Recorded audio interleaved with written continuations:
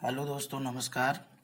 एक क्वेश्चन आप लोगों द्वारा पूछा गया है कि रोजनमुंड अपचयन द्वारा तथा स्टीफन अपचयन द्वारा कीटोन क्यों नहीं प्राप्त किया जा सकता। तो इसका उत्तर बताने से पहले हम आपको समझा दें दोनों कि देखिए रोजनमुंड अपचयन क्या है। रोजनमुंड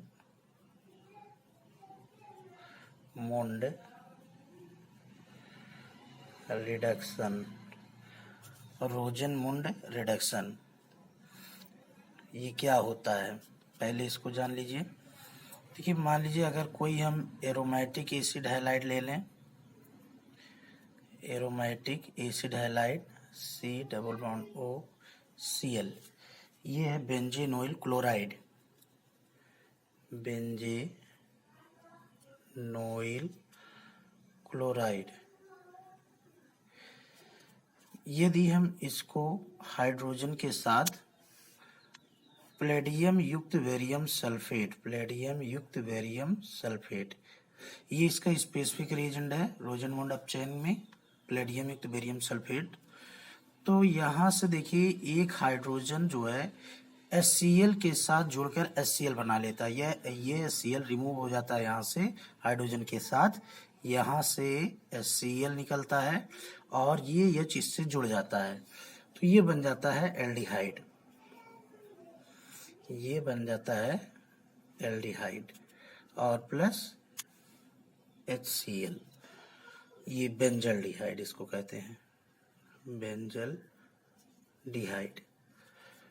अब इसमें अगर एलिफैटिक ले लें, जैसे एथेनोइल क्लोराइड ले लें CH3COCl, ये है एथेनोइल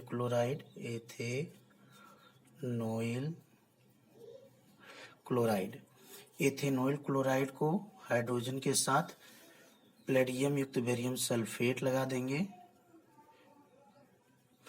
अब ये Cl रिमूव हो जाएगा यहाँ से और बन जाएगा CH3CHO, ये हो गया एथेनल और प्लस HCl।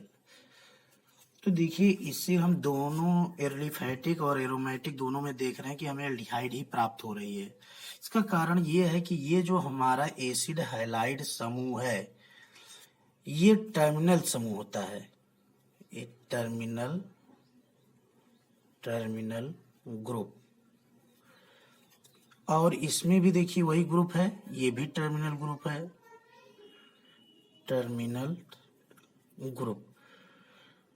अर्थात जितने भी टर्मिनल ग्रुप हैं, जैसे आपका COX हुआ और CN हुआ, ये दोनों हमेशा अपचयन के पश्चात एल्डिहाइड ही देंगे।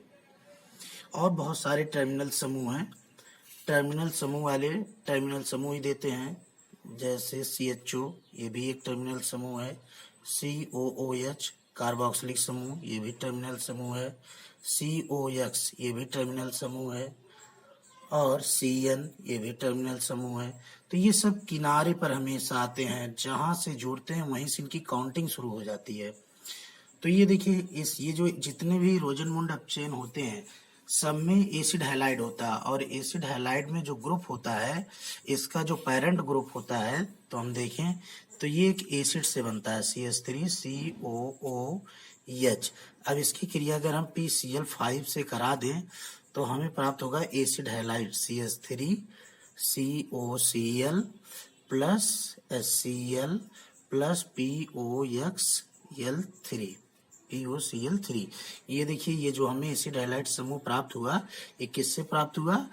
एसिड समूह से। तो इसका पेरेंट चेंज जो हुआ या पेरेंट हुआ वो कार्बोक्सिलिक समूह ही हुआ, और कार्बोक्सिलिक समूह भी एक टर्मिनल समूह है।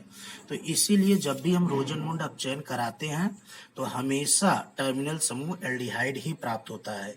यही कारण है कि ये कीटोन नहीं देते हैं। कीटोन क्या है? कीटोन एक इंटरमीडिएट ग्रुप है, माध्यमिक ग्रुप है, और एल्डिहाइड क्या है? ये टर्मिनल समूह है। जो जिससे हम आपका बना रहे हैं एल्डिहाइड, वो भी देखिए एसिड हैलाइड, वो भी टर्मिनल समूह है। इसका जो पेरेंट है वो भी एसिड कार्बोक्सिलिक समूह, वो भी टर्मिनल समूह है। इसलिए हमेशा इसके अपचयन पे हमें एल्डिहाइड ही प्राप्त होगा। अब दूसरा आपने पूछा है कि स्टीफन संश्लेषण भी कीटोन नहीं बनाते हैं, उसमें भी यही कारण है। देखिए जैसे RCN ये आपका एल्किल साइनाइड है। अब इसके स्टीफन संश्लेषण हम करवाएंगे, तो स्टीफन संश्लेषण करवाने के लिए SCnCl2 stannous chloride in presence of HCl की उपस्थित में कराएंगे। तो सबसे पहले ये इमाइन बनाएगा, इमाइन बनाएगा, यानी कि RCH डबल बॉन्ड NH, इसी को कहते हैं इमाइन। अब इसका एसिडिक हाइड्रोलिसिस करा देंगे H3O+, तो बन जाएगा RCHO, ये बन गया, प्लस NH3 ये निकल जाएगा। ये देखिए इसका भी एल्डिहाइड बन गया।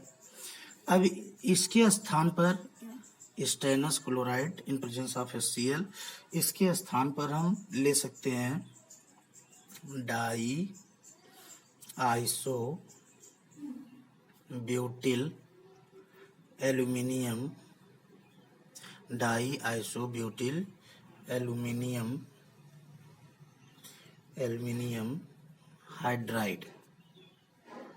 हाइड्राइड, इसको शॉर्टकट में डाइबल कहते हैं, डाइबल। और इसका मॉलिक्यूलर फार्मूला होता है AlHIBu का होल ट्वाइस। तो SCnCl2/HCl के स्थान पर हम डाइबल भी ले सकते हैं। इसकी खास बात क्या है डाइबल की, अगर हम कोई अनसेचुरेटेड एल्किल साइनाइड ले लेते हैं, जैसे RCH डबल बॉन्ड CHCN, ये अनसेचुरेटेड है,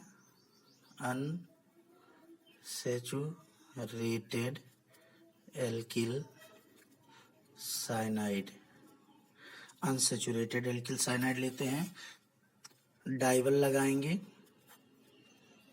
TIBAL। डाइबल लगाने से इस डबल बॉन्ड पर कोई इफेक्ट नहीं पड़ता, ये जैसे कि तैसे बना रहता है।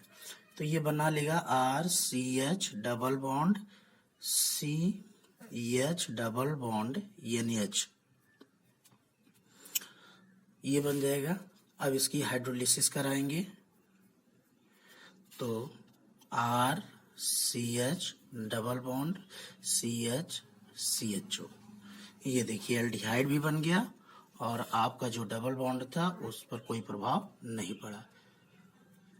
तो डाइबल की ये विशेष बात है कि ये जो है डबल बॉन्ड पर कोई प्रभाव नहीं डालती है।